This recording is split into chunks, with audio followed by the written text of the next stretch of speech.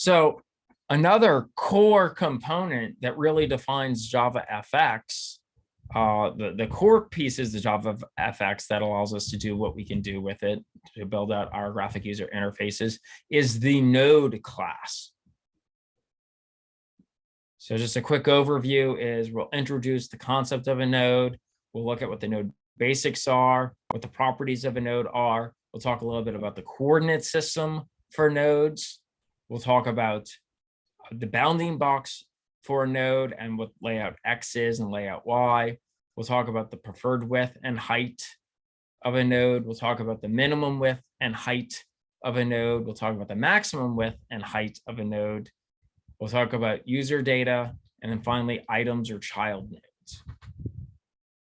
So a quick introduction here is that the JavaFX node class, which is located in the scene package, which itself is located in JavaFX, is the base class. That's a super class for all components that are added to the JavaFX scene graph. So the one thing that's true for whatever goes into a scene, our scene graph, is the collection of all the elements that are contained in a scene.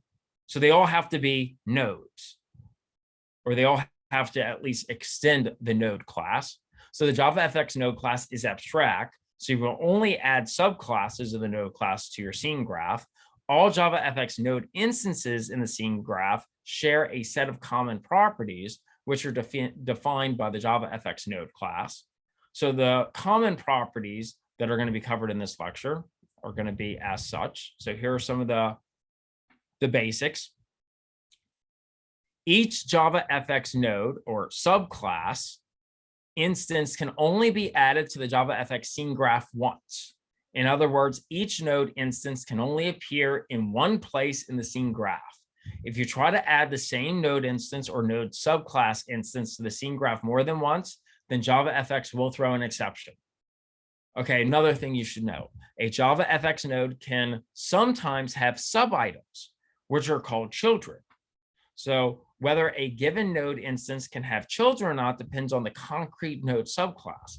A special subclass of JavaFX node named parent is used to model the node instance, which can have children. Thus, node instances that can have children are typically children of the parent class and not the node class directly. So let me give you an example where we already saw this. Everything that goes into a scene has to be a node. Some nodes can have other nodes as children. One example of that is VBox. VBox is a node because we can add it into a scene. We can pass another node such as label to VBox.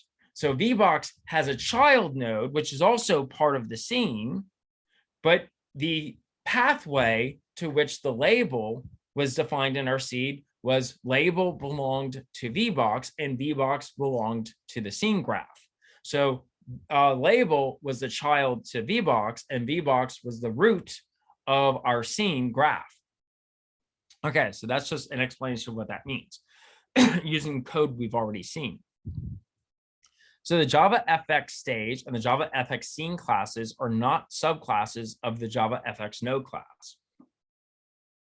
While these two classes are used to display the JavaFX scene graph, only node instances are added to the JavaFX scene instance are considered part of the scene graph. So stage and scene kind of help display and organize the scene graph, right? But they're not part of the nodes themselves. We add those things into the scene, and then we set that scene into the stage. So anyway, last basic is once a node instance is attached to the scene graph, only the JavaFX application thread, the thread managing the JavaFX scene graph, is allowed to modify the node instance. And so just an idea of what, if you want to see what the node class hierarchy is, it's incredible, right? It's very deep. It's essentially anything that we can put into a scene. So it's going to be like layout elements, but it's also going to be like all of the JavaFX elements that we'd want to display inside of a scene. So it can have shapes, and inside shapes can have like text or lines or rectangles or circles or polygons. Parent is actually a subclass of node, and then a parent can have children nodes, right? We can have groupings, And so groupings can be like the panes, and panes are like our horizontal boxes or our vertical boxes or our stack panes or grid panes or flow panes or bordered panes. We'll cover all those later. Our charts or the plots are types of nodes. We can have a canvas, which is like a drawable space as a node, or an image view where we can input images into a scene. So effectively text, like anything that we want to add to a scene, it's a subclass of node. And so here you'll see what this, and this is what a tree looks like, by the way, where you have your root and then you can go down your root. But notice it never wraps around to make a circle. There's no cycles. So trees are just a specific type of graph that has this kind of structure. Okay, let's briefly talk about some of the node properties. So the JavaFX node class, and thus all subclasses of node, have the following common properties. So they use a Cartesian coordinate system to define the position of the node. And the reason why it uses a Cartesian coordinate system is that's what your monitor uses. So it makes sense if we're going to use a graphic user interface to plot out the position, the 2D position of where your nodes are supposed to render at. It's going to use the same coordinate space as what your underlying monitor uses. A bounding box. So again, we have bounding boxes, so we can talk about kind of, in essence, a collision detection. So we know whether we're interacting with a node that's being displayed or not. So that's going to give you your layout bounds, and it can give you your bounds both to just the local bounding box for this node, or it can also give you the bounds if you're nested inside the parent or not, because perhaps you want to set an event listener where you have to respond to an event that occurred on a parent. It has a layoutX and a layoutY method, which we'll talk about in just a moment. There's a preferred height and width that we can give to a node. And there's a minimum width and height that we can give to a node, and there's a maximum width and maximum height. So clearly the preferred width and height is what you would optimally want, but you can say it can't get any smaller than the minimum width and height, and you can say it can't get any larger than the maximum width and height. And there's user data that can be associated with a node, and as well as items such as child nodes. So these would be all effectively the properties that a node can have. A little talk about the coordinate system that we had mentioned before. In each JavaFX node, it has its own Cartesian coordinate system. The only difference from a regular Cartesian coordinate system is that our y-axis is reversed. So that means that the origin of the coordinate system is in the upper left corner of the coordinate system. So as the y value increases, the point moves down. And so as x increases, the point moves to the right. So that's a reversal for math, right? Usually when you think of math, when you increase on y, you're moving up, but it's the reverse in computer graphics. And that's common in computer graphics. And again, you can think of it more like an Excel document where the 0, 0 position is the top left-hand corner. So the node coordinate system, just to continue this thread of thought, each node has its own coordinate system. This coordinate system is used to position child node instances within the parent node, or when drawing on a JavaFX canvas. That means that a node that is a child of another node both has its own coordinate system and a location, XY, within its parent node's coordinate system, right? So it has an absolute position and it has a relative position based off of where it's located inside the parent. So it tracks both those positions. So below is an example of a parent node coordinate system in which a child node is located at position 2525 in the parent node coordinate system. And then the child node has its own coordinate system, which sets itself as the 0, 0 position. So any child nodes inside of that node can then have its own set of relative and absolute positions based off of its parent coordinate system.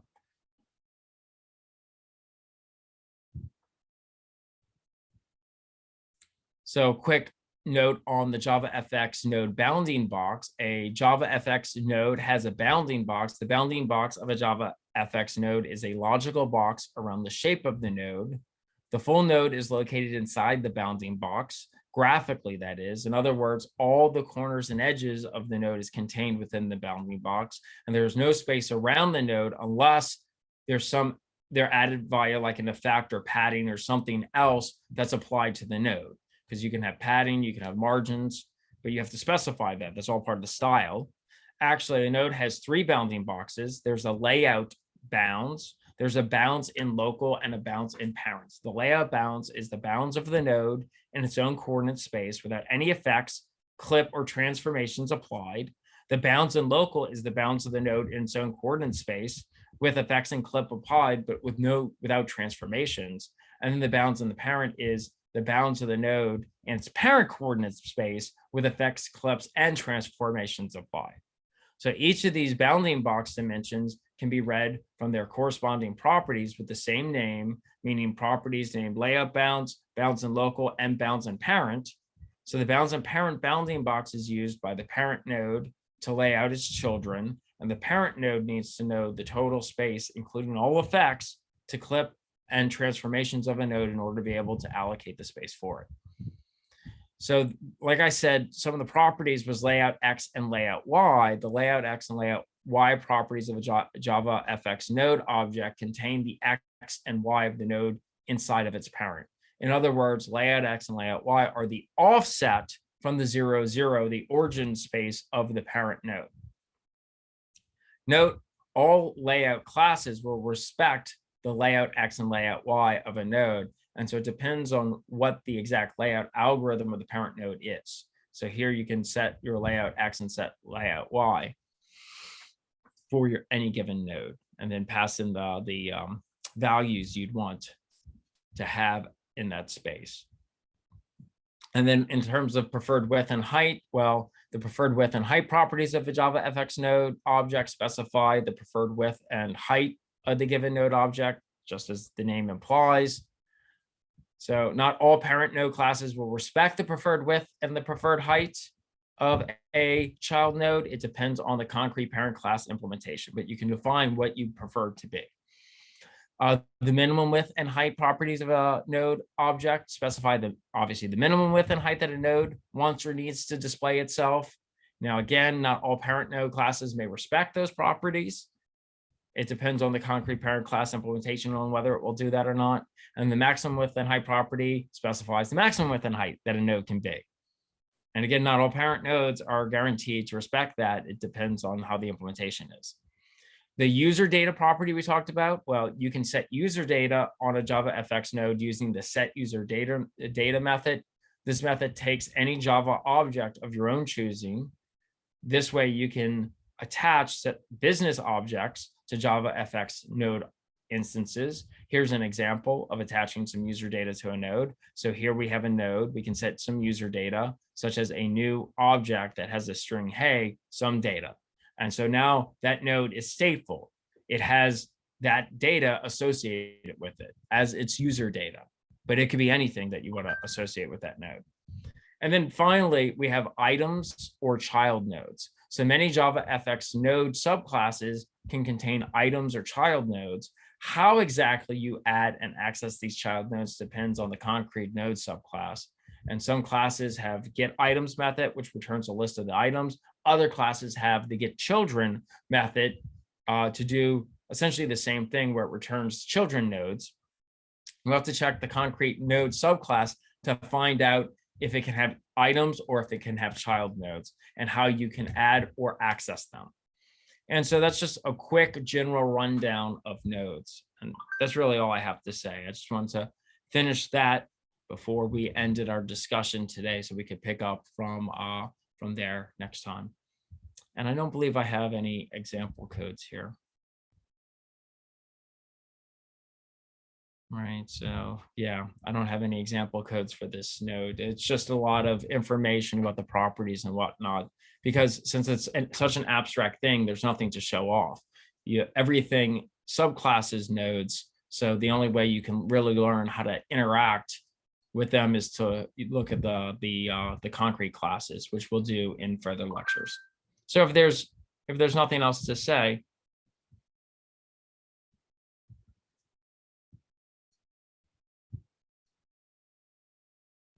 Okay, let's see. I have a question, not about the lecture. You may have answered this at the beginning of the class. How are tests 3 and 4 and the final going to work? Well, you could think of all those being the same.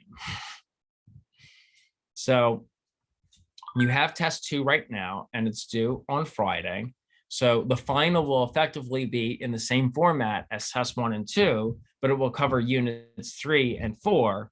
And you'll probably have less time on it too, unfortunately, because I'll probably give the final out on the 29th, and I'll probably have to have final grades in by that Monday or Tuesday. So you'll probably have the weekend to do the final. Excellent. Is there any other questions?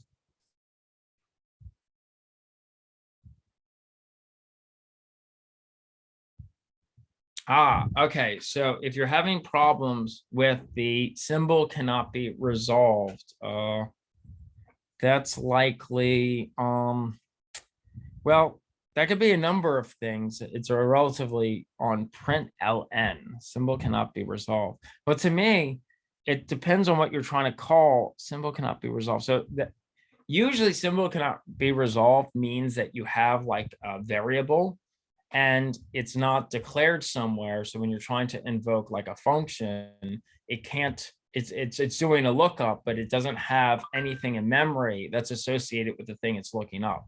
And so the symbol represents either a operator that is undefined or a variable name that hasn't been declared. So let's see, right, but this is the print function, which is in the base packages. Yeah, I mean, the print function does exist, but it has to exist on some instance of something, right? So it's technically a method, right? So the print method is associated with some class, and usually an instance of a class. And so it's probably communicating there is it can't find that instance where that print method exist on top of. I can help you debug that in a moment, though. I'm probably gonna go to lunch, and then after lunch, I'll let you know when I return, and I can do a better debug. I can we could do a shared screen, so you could actually show me the actual error message, like the context of the error message. No, yeah, that is weird. Okay, well, let's coordinate so that I can do a debug with you in just a short amount of time.